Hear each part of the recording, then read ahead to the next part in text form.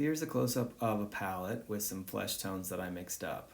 The flesh tones are organized dark at the top, light at the bottom, a little bit warmer, reddish, orangish on the right, a little cooler on the left, a little bluer. I'm going to pull back here so you can see the painting that I painted with these flesh tones mixed up, and also little squares, rectangles of color notes that I kept. Color notes are a great idea if you're mixing colors that are difficult to mix, like flesh tones, and you want to remember what you had and be able to get it back. It's a very useful habit, and I encourage you guys to do it. So here what I've done is shown you where those colors are on the painting, which I thought might help you see how I was using them. So what I like to do now is go all the way back to the beginning with a clean palette and start to mix up these colors. These colors will be variations of the ones that I'm going to mix in this demonstration, but they'll still be a really good starting point for you. All right, let's mix some flesh tones. So one of the first things you'll notice is the color of the palette. I have talked to you guys about painting on a gray ground. This ground is acrylic gesso and raw umber mixed together, acrylic raw umber of course, mixed to a little bit lighter than a mid-tone gray. I painted the wood underneath this glass palette with the same color as I put on the paintings. That way, the way the paint looks on the palette is a better predictor for the way it's going to look on the painting. Now, if you're not sure how to organize your palette, just copy the way I organize mine. But you want your paints on the outside, and I have mine organized warm colors, dark to light, which I've labeled for you, and cool colors, dark to light, which I've also labeled. If you're not sure, just copy mine. If you don't stay consistent, it can end up being very frustrating. If you were texting someone and all the letters on your keypad were in a different place every time you went to text, it would be very frustrating. So let's not do that on the palette. I have color notes. So from painting models a lot, I keep color notes with flesh tones, which is a really good idea, right? So here's some notes I have that it's ended up being. I showed you a more extensive chart with specific models on it, but these have been pretty useful. So I'm going to mix up about 6 of these. So maybe I'll put it here, like this. Let's stick it in here so I can have a look and just sort of match my way through my color notes just to help you guys mix some color. So I'm primarily going to use the primaries: cobalt blue, cadmium red medium, cadmium yellow light. For these darkest ones, I might need to go a little bit darker, like the ultramarine blue. I have the burnt sienna up here. I'm not really using the earth tones in here more. I tend to use those more for like a mixed black, right? So if I have the ultramarine and burnt sienna, they balance each other really well. So for hair or that kind of thing, maybe I want to just use this. Right, so that way I have like a little bit bluer, it's cooler. So even though this isn't exactly a flesh tone, I still think it's useful to start here because I use this all the time to start drawing things in, mapping things out. Burnt sienna and ultramarine are good to balance each other. You want to be careful with your burnt sienna because sienna is not really, it's just a place in Italy. It's not a chemically specific color name. Like one of those Pantone colors. So now I'm going to start mixing up the flesh tones. I'm going to start with these really dark ones in here. I have cadmium red deep on here. I'm not going to use it. Let's see how dark we can get with cadmium red medium. Again, I'm going to try to be really organized and work dark to light. I'm picking a dirty spot on the palette right here. That way I can keep my palette a little more organized, right? Again, glass palette's good. I can always scrape it off to clean it. Wooden palettes are great too. So I want to start for that one. I'm going to use ultramarine. It's a little bit darker blue, also less expensive blue than cobalt blue. It's slightly redder than cobalt blue. So that's actually kind of close, maybe a little too red. I really just want like the darkest values I don't want to have anyway. It looks like it's a little too red, maybe in between those two, so I'll add more blue. Now when you're mixing, you'll notice the cadmiums are much stronger than the other colors, right? Cadmium red is a strong color. So I add a little dot of the yellow. Now I have cadmium yellow light on here. For Fleshtones, cadmium yellow medium would be fine, but for mixing in general, cadmium yellow light is really useful because it's the yellowest one. As cadmium goes from light to medium to dark into red, it actually gets redder. So if you were outside and trying to mix a really clean green, you would have a really hard time if you're just mixing with cadmium yellow medium or deep, because those go redder. So that's a pretty good mixed dark flesh tone. And if you have good color notes, you can just literally, match what you had last time and keep notes about what you mixed it with last time. You notice on the side of this chart, it's got some little notes about what I mixed it with, so I would remember. At this point, I always remember, so if I want to keep my palette clean, then I can put a little dab there and still have this dirty area. So I'm going to start coming up into these. So I'll add more red. Too much red.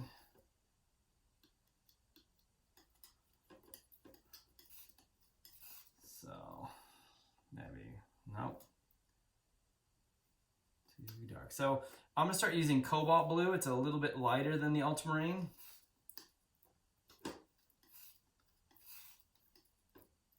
There we go, that's pretty decent. I probably accidentally scraped through where I wrote white there, which I don't really want any white in these darker colors, but that's not really that much. That looks pretty good for the next one.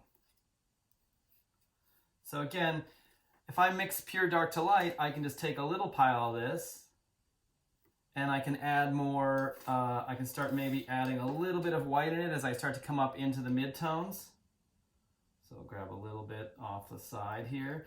Now I have white over here on the cold side, because you notice that's a pretty warm color. As soon as I add white into it, you can see how much cooler it goes. So white is a cold color. It makes things go a little cold. See, this is getting, if I just add white into something, if you have a good mid-tone flesh tone like this, and you just add white into it, it's going to get too cold by the time you get into the lights. So to compensate for the coolness of the white, as I add more white in, you can see how that's really gone too cold. I'm going to warm it back up with some of these warmer colors, the red and yellow.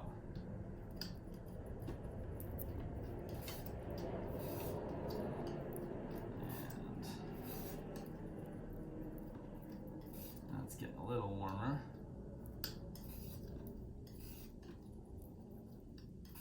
Now these are just ballpark flesh tone notes. Everyone has, actually that's kind of good for a cooler one.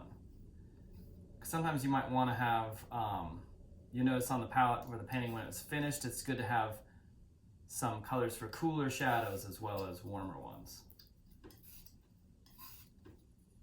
I need a lot of red in it.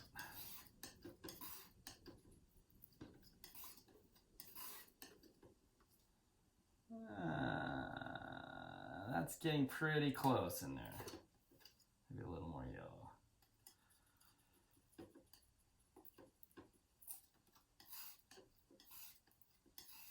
All right, so that's a pretty good mid-tone. That's coming up. Those are kind of close valued, so maybe I want to come up even more.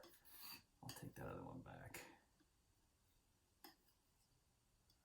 All right, so if I start to come up more in value, maybe one of these colors. I want to mix about 6 values of flesh tone to start with. And this seems like an extra step, an extra work, and it is in a way, but it's also really going to save you time. The really important time is when you have the model in front of you posing and time is going by and you need to be able to make quick decisions. Drawing and painting the model is difficult, right? If it's going well and you're looking at something and like, oh, I just need a color that's just a little bit warmer than that, and you have to go back out of painting and figuring out where things are to mixing color, it can really slow you down. So the more prepared you are on the palette, the quicker things will go on the painting. So that's a pretty good one. And you'll notice in the painting demo that follows, with some of these, I'll tend to like warm them up or cool them off. It's about like that. Basically, I will go like a little bluer on one side for cooler shadows. I'll tend to add a little bit more red in on the other side for warmer shadows, like warmer reflected light. Like if my hand has, you know, light reflecting off of skin, the shadows warm up a lot. So if I wanted these shadows to be warmer, I can just red it a little bit. All right, so we'll keep coming up. So again, look how much colder it gets as soon as I put white in the painting. And the paint, rather. I guess this could be considered a painting if you want to be pretty loose about it. But see, it goes it gets chalky. So again, compensate for that coldness of the white. I'm going to warm it up more. As I add more white, I just really keep adding these. My highlight color is really only going to have, it's not going to have any blue in it. So I needed a lot of blue at this and no white in these top two. Now that I started adding white, I'm trying to balance it out with the warm colors. That's a little close to the other one too. Also, you'll notice it takes a lot more paint. If I mix the paint in and add white, it takes a lot more paint because all these pigments I'm using, especially the warm ones, are pretty strong. I could even try, needs more yellow to match mine. So these colors are sort of strong, so when you start getting kind of close, it's going to be more like salt and pepper, right? We're just basically balancing the primaries as we go. If it's too warm, right, if it's too orange or yellow, I'm going to add more blue or white. If it's too cool, I'm going to add more of the warm colors. It's really just balancing. If it gets too yellow, you could add red and blue. If it gets too green, right, which would be blue and yellow, you could add more red. That's really just getting the value right and balancing the primaries. That looks pretty good. Let's see. That looks pretty close to my lit flesh tone, so let's try highlight color. So for highlight color, since it was taking me so much paint to lighten up those other colors, I want to clean everything off.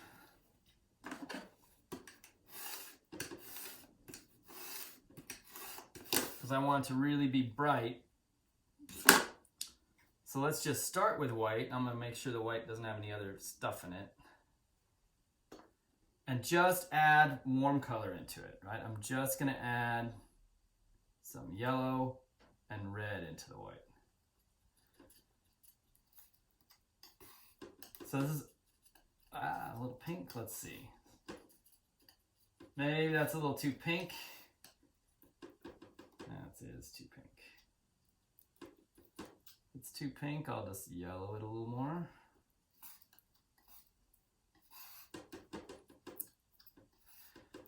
So for the highlight color, you really only need a tiny dot of the cadmiums in the white to be pretty bright. There we go. That's a little pink up there still, so maybe I'll yellow it more.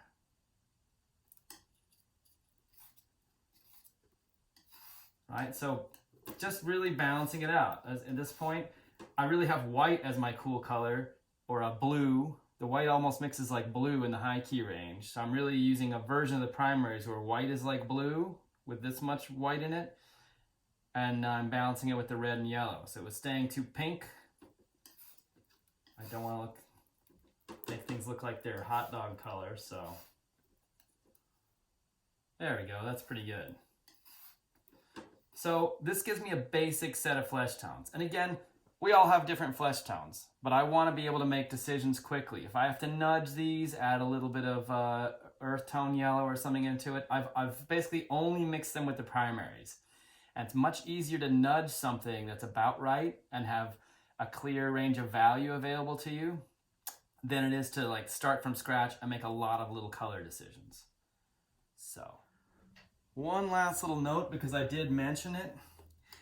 In here, I'm going to pull some of this aside and add a little bit of blue for cooler shadows.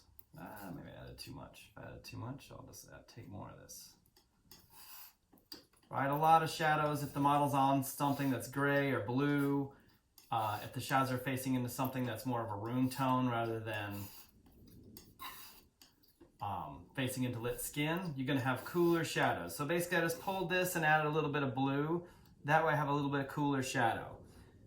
Again, for reflected light, like I was talking about, right? The difference between my hand being there or like a shop towel where the shadows are very cool, right? So this would be cooler. I added more blue.